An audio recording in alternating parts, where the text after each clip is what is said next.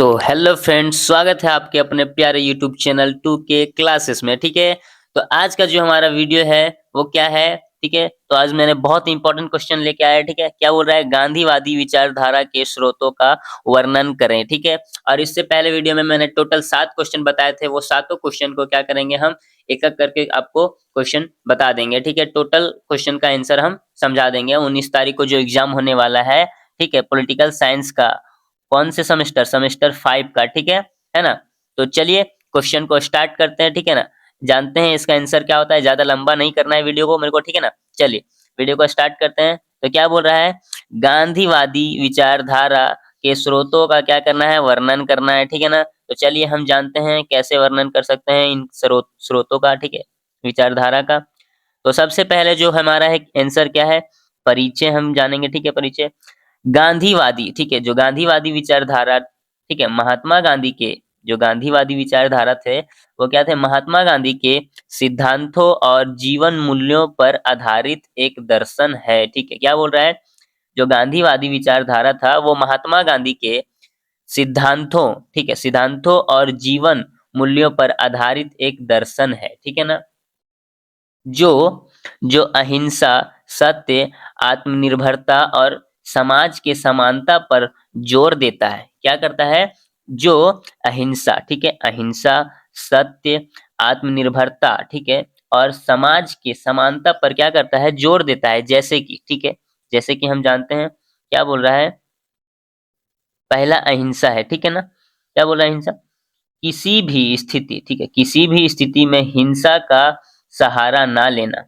मतलब किसी भी स्थिति में हिंसा मतलब कि लड़ाई झगड़ा का सहारा नहीं लेना, ठीक है, बल्कि प्रेम, करुणा और सत्य के माध्यम से समस्या या हल का क्या करना? हल निकालना। ठीक है, यही यहाँ पे बोला है कि जो अहिंसा, सत्य, आत्मनिर्भरता और समाज के समानता पर जोर देता है। ठीक है, तो पहला क्या था? अहिंसा। ठीक है, क्या बोल रहा है? अहिंसा, किसी भी स्थिति में, किसी भी स्थिति या परिस्थिति में क्या करना? हिंसा का सहारा ना लेना, मतलब लड़ाई झगड़ा का सहारा ना लेना, बल्कि प्रेम, करुणा और सत्य के माध्यम से समस्या का क्या करना? हल निकालना। उसी को क्या कहते हैं? अहिंसा। और ये कौन करते थे? हमारे महात्मा गांधी जी करते थे, जो हमेशा हिंसा नहीं अहिंसा के रास्ते पे चलते थे। ठीक है, सत्य के रास्ते पे चलते थे, है ना? चलिए दूसरा जो पॉइंट है वो क्या है? सत्य है। ठीक है ना? तो महात्मा गांधी जी का कहना था हमेशा सच बोलना, ठीक है, और ईमानदारी से जीवन जीना। ठीक है, क्या करते थे वो? हमेशा सच बोलने के लिए बोलते थे और ईमानदारी से जीवन जीने के लिए बोलते थे। गांधी जी के अनुसार से क्या था? गांधी जी के अनुसार से सत्य ही ईश्वर था। जो गांधी जी मानते थे वो क्या कहते थे? जो सत्य ही है हमारा क्या है? ईश्वर है। अगर आप सत्य हैं तो ईश्वर आप में बसता है। ठीक है ना? चलिए अगला है थर्ड पॉइंट, क्या है? सविनय अवज्ञा। ठीक है, तो सविनय अवज्ञा क्या है? न्यायपूर्ण कानूनों, ठीक है, न्यायपूर्ण कानूनों और नीतियों के खिलाफ क्या करना? अहिंसा तरीके से क्या करना? विरोध करना। हमने पहले भी कहा है कि महात्मा गांधी जो हैं वो हमेशा अहिंसा के ही रास्ते पे चलते थे। ठीक है, तो उन्हीं का कहना है कि न्यायपूर्ण कानूनों को, ठीक है, न्यायपूर्ण कानूनों और नीतियों के खिलाफ अहिंसा तरीके से क्या करते थे? वे विद्रोह करते थे। लड़ाई झगड़ा नहीं करते थे, अहिंसा तरीके से क्या करते थे? उसका विरोध करते थे। ठीक है ना? चलिए अगला क्या है? स्वदेशी। ठीक है, चौथा पॉइंट जो हमारा है वो स्वदेशी है ना? अपने देश के बने सामानों का क्या करना? अपने देश के बने सामानों का उपयोग करने के लिए कहते थे। ठीक है ना? और आत्मनिर्भर बनना कहते थे, मतलब खुद पे निर्भर रहने के लिए बोलते थे। ठीक है ना? खुद का निर्भर बनने के बोलते थे, जिससे विदेशी निर्भरता कम हो। या इसलिए ऐसा बोलते थे क्योंकि जो विदेशी जो निर्भरता है वो कम हो। विदेशी के कपड़ों, जैसे वहां के लोग ज्यादातर विदेशी कपड़े ही खरीदते थे, लेकिन इनका जो कहना था अपने देश के बने सामानों का, अपने देश के बनो सामानों का उपयोग करना और खुद पर निर्भर बनना। ठीक है, जिससे विदेशी निर्भरता कम हो। ठीक है ना? चलिए अगला पॉइंट है सर्वधर्म समभाव। ठीक है, सर्वधर्म समभाव क्या है? सभी धर्म का सामान्य, ठीक है, और उसके प्रति समान दृष्टि रखना। ठीक है, उनका जो था क्या था? सभी धर्मों का सामान्य करना और उनके प्रति समान दृष्टि रखना। ठीक है, उनका यही क्या था? विचारधारा था, है ना? चलिए ग्राम स्वराज, ग्राम स्वराज के बारे में छठा पॉइंट हमारा, ठीक है।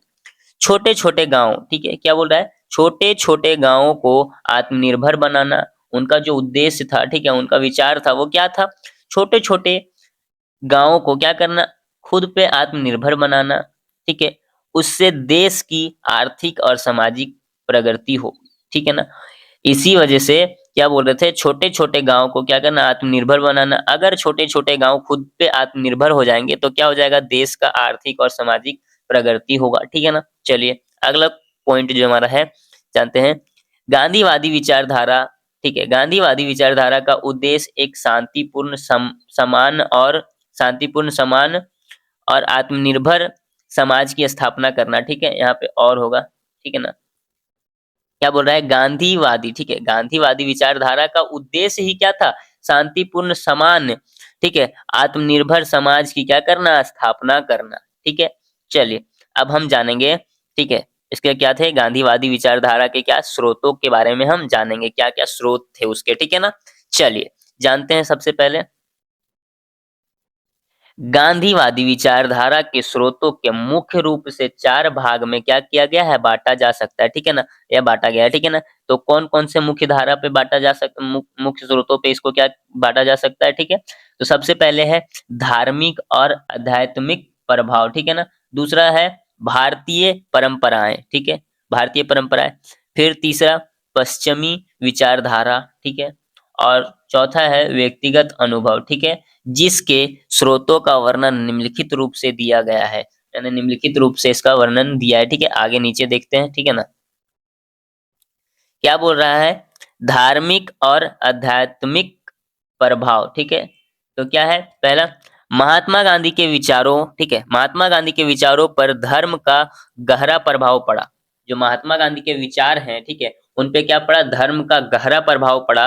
वे विभिन्न धर्मों से प्रेरित थे, क्या थे, वे विभिन्न धर्मों से वंचित थे, प्रेरित थे, ठीक है ना। चलिए तो पहला जो धर्म था उनका क्या था, हिंदू धर्म से वंचित थे, कौन थे, गांधी जी। तो गांधी जी को, ठीक है, गांधी जी को गीता, रामायण और उपनिषदों से क्या था, प्रेरणा मिला था, ठीक है ना। उन्होंने गीता के अनसक्त कर्म, ठीक है, अनसक्त कर्म मतलब कि स्वार्थ रहित कर्म, ठीक है, के सिद्धांत को अपनाया।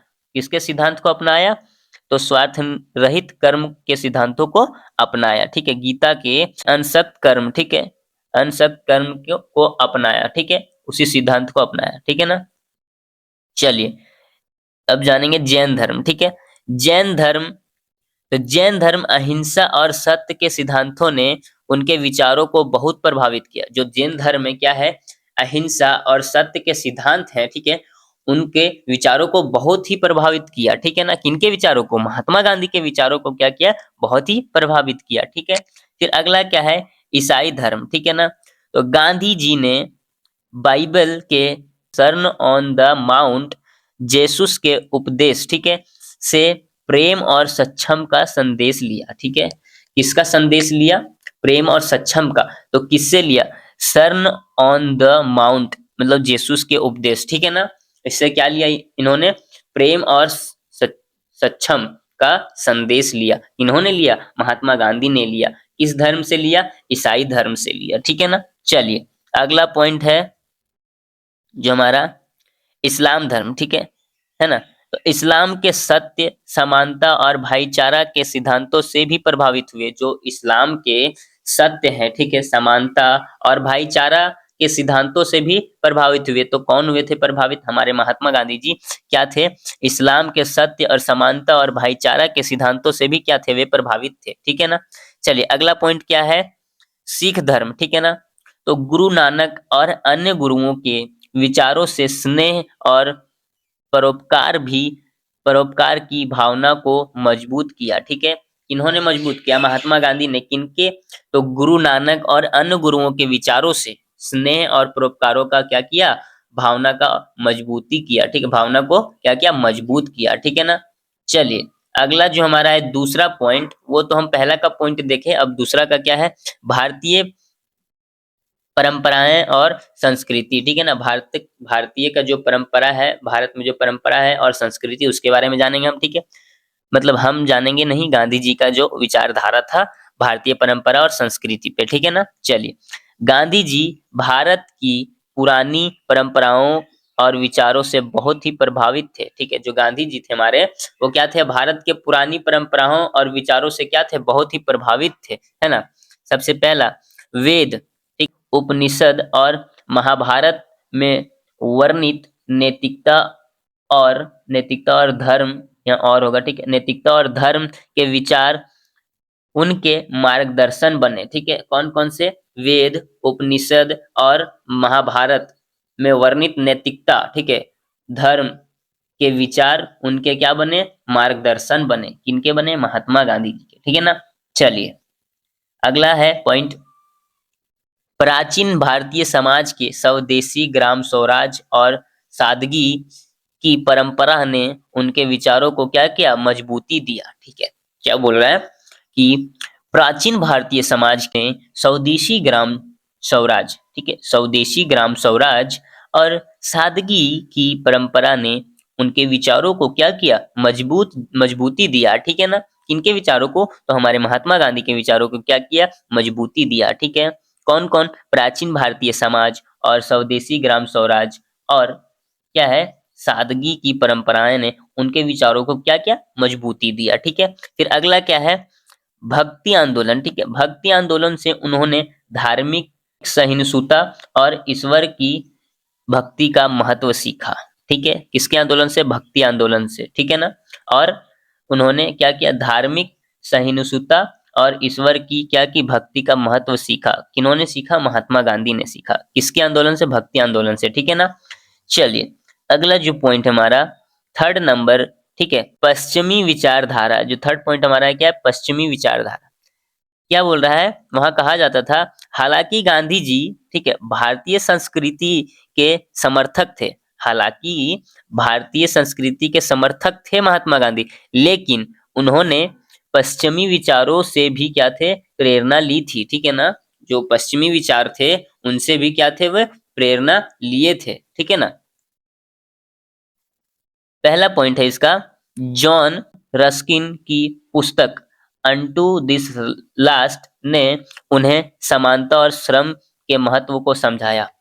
तो महात्मा गांधी को समानता और श्रम का महत्व कहाँ से समझ में आया था, तो जॉन रस्किन, ठीक है, रस्किन की पुस्तक जो बनाई थी उन्होंने, अनटू द लास्ट, उनसे वो क्या हुए थे, प्रेरित हुए थे या समझे थे। इनके बारे में समझे थे, समानता और श्रम को समझे थे, का महत्व समझाया था, ठीक है ना।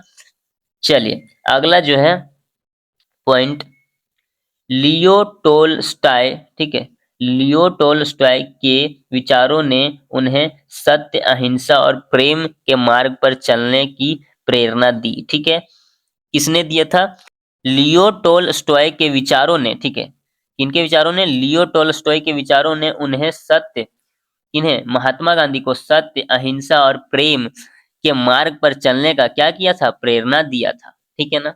चलिए, अगला क्या है, थोड़ा सा third number point, Henry David Thoreau की, ठीक है, हेनरी डेविड थोर की सिविल डिसओबीडियंस, ठीक है, डिसओबीडियंस, नागरिक अवज्ञा से उन्होंने सीखा कि न्यायपूर्ण कानूनों का शांतिपूर्ण विरोध कैसे किया जाता है। जो न्यायपूर्ण कानून हो रहे हैं उसका शांतिपूर्ण विरोध कैसे किया जाता है, मतलब अहिंसक तरीके से विद्रोह उसका कैसे, विरोध उसका कैसे किया जाए, ठीक है ना। ये सीखा था, किससे सीखा था, हेनरी हेनरी डेविड थोर की सिविल डिसओबीडियंस से, ठीक है ना, है ना। चलिए, अगला है चौथा नंबर पॉइंट, ठीक है, व्यक्तिगत अनुभव, ठीक है, व्यक्तिगत अनुभव और संघर्ष। महात्मा गांधी का जो व्यक्तिगत अनुभव और संघर्ष था वो किस प्रकार था, ठीक है, उसके विचारधारा कैसे थे, ठीक है ना। चलिए, गांधी जी का जीवन ही उनके गांधी जी का जीवन ही उनके विचारों का सबसे बड़ा स्रोत था।